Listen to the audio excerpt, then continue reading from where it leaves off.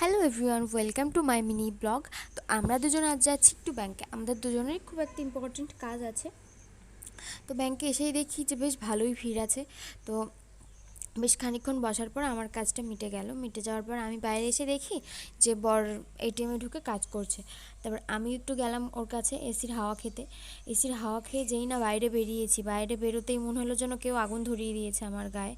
তারপর ব্যাংকের টোটাল কাজটা মিটিয়ে আমরা যাচ্ছিলাম ছোটো ননদদের বাড়ির দিকে, কারণ ওর মেয়েটাকে না অনেক দিন দেখিনি, এর জন্য যাচ্ছিলাম। তো আমি এসে দেখি না ও ঘুমিয়েছে। ঘুমাতেই আমি ওকে টেনে তুললাম, টেনে তুলেই দেখো ওর সেই ঘুমের ঝুলটা কিন্তু এখনও যায়নি। মানে ও কোলে বসে আছে, তারপরে ও দুলছে। তারপর ও একটু হাই তুললো। এবার আমরা আদর করে না আমরা বাড়ির দিকে চলে আসছিলাম। আস্তে আস্তে আমি বরকে বলছি যে আমাকে না একটু আইসক্রিম খাবো।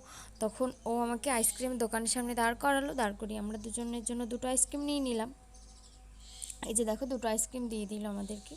বেশ টেস্টি ছিল জানো তো আইসক্রিমগুলো। তারপর আমি প্যাকেটের কোন মাথা খুলবো বুঝতে পারছিলাম না।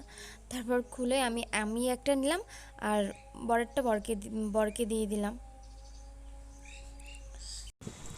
আইসক্রিম খেতে খেতে এমন একটা ক্লিপ নিয়ে নিলাম। তো ততক্ষণ তোমরা ভালো থেকো, সুস্থ থেকো। আর কার কার আইসক্রিম খেতে ভালো লাগে অবশ্যই জানাবে। আর দেখা হচ্ছে নেক্সট একটা মিনি ব্লগ। ততক্ষণ তোমরা ভালো থেকো।